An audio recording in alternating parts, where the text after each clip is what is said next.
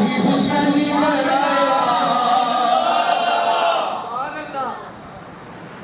جو ڈٹ جائے وہ مشن حسینی ہے، تو جو ووٹوں کے پیچھے ہاتھ ملا دے وہ مشن یزیدیت ہے۔ وہ مشن کیا ہے؟ یزیدیت ہے۔ بہرحال آپ کو بتانا یہ ہے، یہ میری تقریر کوئی جوش نہیں، آپ کا ویسے سن نہیں، اس کو سینے میں لے جاؤ، اپنے دل کے اندر اس کو لے جاؤ مسلمانوں۔ کیا رزق کون دیتا ہے؟ عزت کون دیتا ہے؟ اولاد کون دیتا ہے؟ کاروبار کون چلاتا ہے؟ موت کون دیتا ہے؟ زندگی کون دیتا ہے؟ صحت کون دیتا ہے؟ مشکلوں کو کون دور کرتا ہے؟ اللہ اللہ اللہ اللہ واحد ہے، یکتا ہے، وہ اپنے بندے کو بچاتا ہے۔ اس لیے جب سب کچھ وہی دیتا ہے تو نام بھی وہی لینا چاہیے، آنا بھی اسی کے پاس چاہیے۔ اس لیے مسلمان وہ ہے جو غلط بات کو غلط کہے، صحیح بات کو صحیح کہے۔ اس لیے اگر آپ نے 1.5 لاکھ کا جانور ذبح تو کر لیا، یہ جو ذبح ہو رہا ہے اس کا مطلب کیا ہے کہ اے اللہ، جس طرح ہم خون بہانے میں دیر نہیں لگاتے تیری راہ میں، جس طرح ہم یہ مال بہانے میں دیر نہیں کرتے، خون بہانے میں ہم دیر نہیں کرتے، اس طرح اپنے آپ کو لٹانے میں بھی دیر ہے۔ اور یہ بھی دعا کرنا اللہ تعالیٰ صحیح ماحول میں۔ آپ یاد رکھیں معاملہ بڑا دور چلا گیا، یقین کرو ہم نہیں سوچتے۔ دعا کرنی چاہیے، جہاں آپ اپنے لیے دعا کرتے وہاں یہ دعا کریں، اے اللہ ہمارے مذہب کو، ہمارے ایمان کو غلط لوگوں سے بچا، ہمارے مذہب کو، ہمارے ایمان کو غلط لوگوں سے بچا۔ یہ بھی دعا مانگنی چاہیے۔ اور آپ دعا کریں، یہ دعا ہے اللہ تعالیٰ سے، اے اللہ ہم نے قربانی کرنی ہے، لہذا کوئی ایسا شخص درمیان میں نہ آئے جو ہمارے معاملات میں خلل ڈالے۔ اے اللہ ساری پریشانیاں دور کر دے تاکہ دل کھول کے کھلے عام محبت میں ہم تیرے ابراہیم خلیل اللہ علیہ السلام کی سنت کو پورا کریں۔ جی سنت کو کیا کریں؟ پورا کریں۔ اس لیے آپ نے ڈٹے نمرود کے سامنے، کتوں کے سامنے ڈٹ گئے، تو پہلی شان اللہ تعالیٰ نے آپ کے صدقے خانہ کعبہ کو عبادت گاہ بنایا، آپ کے صدقے خانہ کعبہ کو امن بنایا، آپ جہاں کھڑے ہوتے تھے اس کو مقام ابراہیم مصلی بنایا۔ اس کے بعد آپ نے آپ کے قدموں کے صدقے اس حرم کی سرزمین پہ اللہ تعالیٰ نے رزق ہی رزق رکھا ہے، رزق ہی رزق رکھا ہے۔ جتنی مزدور کی مزدوری وہاں ہوتی ہے کسی دوسرے ملک نہیں ہوتی، سب سے زیادہ مزدوری وہاں ہے۔ کھا جانا، مزدوری نہیں دینا یہ ایک الگ مسئلہ ہے، یہ ایک حکومت تائی ہے، یہ سیاست بیس ہے، لیکن حقیقت میں جتنا رزق وہاں ہے، جتنا امن وہاں ہے، جتنے پھل وہاں ہے، جتنی رونق وہاں ہے، جتنا ذوق وہاں ہے، جتنا شوق وہاں ہے، جتنی محبت وہاں ہے، وہ کائنات میں کسی دوسرے شہر میں نظر ہے۔ تو یہ کس کا صدقہ ہے؟ یہ حضرت ابراہیم ہے۔ پھر آپ کو اللہ تعالیٰ نے فرمایا اب دعا مانگنا، اب گھر بھی بن گیا، گھر کو صاف بھی کر لیا، طواف بھی کر لیا، سب کچھ کر لیا۔ اب رب خود فرماتا ہے اے میرے خلیل مجھ سے مانگ، اے میرے خلیل مجھ سے۔ تو آئیے قرآن پاک میں یہ دعا ہم پڑھتے رہتے ہیں۔ فرمایا اللہم ربنا تقبل منا انکا انت السمیع العلیم۔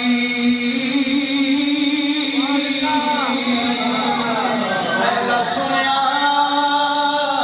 میری دعا قبول فرماؤ۔ فرمایا میرے خلیل دعا مانگنا قبول فرماؤ۔ حضرت ابراہیم علیہ السلام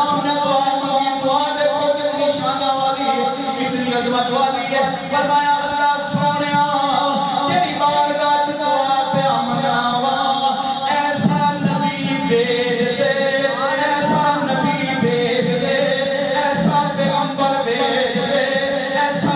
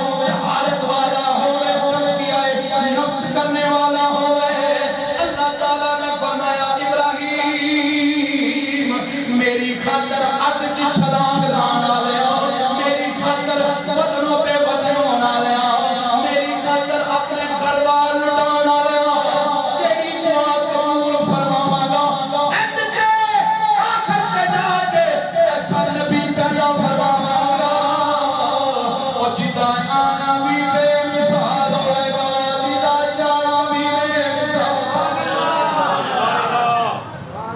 और ये नज़ारा ऐसा नबी भेज, अल्लाह पता चलिया मस्जिद च खलोगे, मस्जिद च बह के ते नबी दी आमद दियां गल्लां करना, सरकार दे आन दियां गल्लां करना।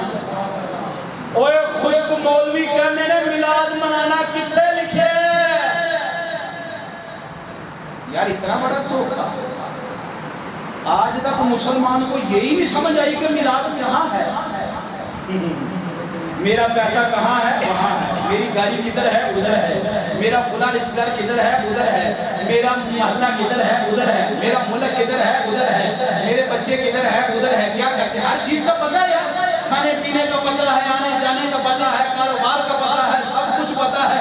बेटा क्या पढ़ता है, क्या लिखता है, क्या बताता है, क्या खाता है, क्या हर चीज का पता है। और हद दर्मी देखे, हद दर्मी देखे अजी क्या कह देते, कहते हैं कि मिलाद का आज तक सानू पता है। वे कुरान च लिखे कि अल्लाह ताला ने इब्राहीम खलीलुल्लाह अलैहि सलाम ने मस्जिद खलो के सरकार ने मिलाद की दुआ की कि अल्लाह भेज, ओए आना ही तो मिलाद है, आना ही तो मिलाद या फलक के नज़ारों, ज़मीं की बहारों, फलक के नज़ारों, ज़मीं की बहारों, खुशियाँ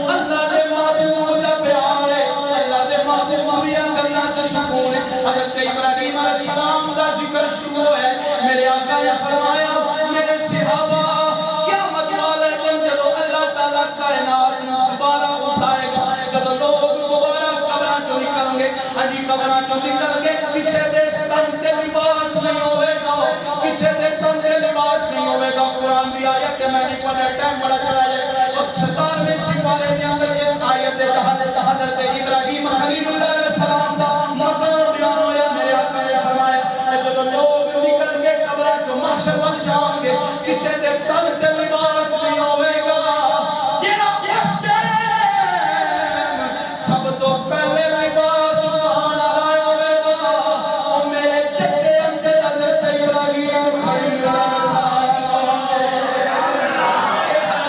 حضرت ابن عباس کے حدیث پاک میں سنا فرمایا قال خطبا میرے آقا خطبہ دے رہے سن لوگاں نے سامنے خطبہ دینا رسول اللہ علیہ وسلم فقالا میرے آقا نے فرمایا یا ایوہ الناس انکم معشرون الی اللہ اے لوگو قیامت والے دن جو لوگوں کو جمع کیا جائے گا اکٹھا کیا جائے گا حفاتن عراتن غرلن ہر کوئی ننگا ہوئے گا جسم تو آرام ہوئے گا فرمایا اس قرآن دی آیت کے مطابق بدأنا اول خلق نعيد وعدا علينا انا كنا فاعلين فرمایا الا خبردار ہو جاؤ ان اول الخلائق یکسا یوم القیامت ابراہیم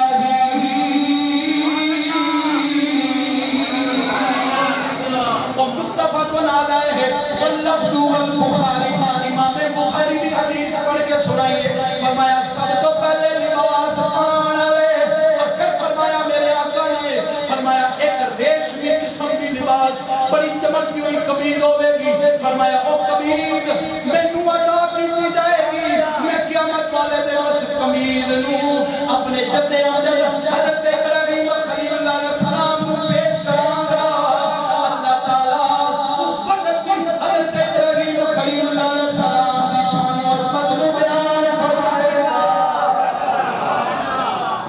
بولنا ذرا سبحان اللہ اس لیے میرے بزرگ قربانی کا مطلب قربان ہونا ہے قربانی کا مطلب صرف گوشت اکٹھا کرنا نہیں قربانی کا مطلب ہے قربان ہونا کس سے اللہ اور اس کے رسول کے دین سے اگر آپ کے سامنے کوئی دین کا مذاق اڑا رہا ہے آپ نے قربان ہونا ہے آپ کے سامنے کوئی شریعت کا مذاق اڑانا ہے نہیں دیکھنا کہ یہ میری پارٹی کا بندہ ہے یہ تو میرا لیڈر ہے یہ تو میری بیس ہے ایک بندہ بھی کھڑا ہو کے مجھے کہے مولوی صاحب قبر کے اندر میرا لیڈر مجھے بچائے گا قبر کے اندر دنیا دار مجھے بچائے گا کوئی قبر میں نہیں بچائے گا فرمایا قبر کے اندر محمد عربی ہی بچائے گا تو قربانی کا مطلب کیا ہے فرمایا قل ان صلاتی و نسکی و محیایا و مماتی للہ رب العالمین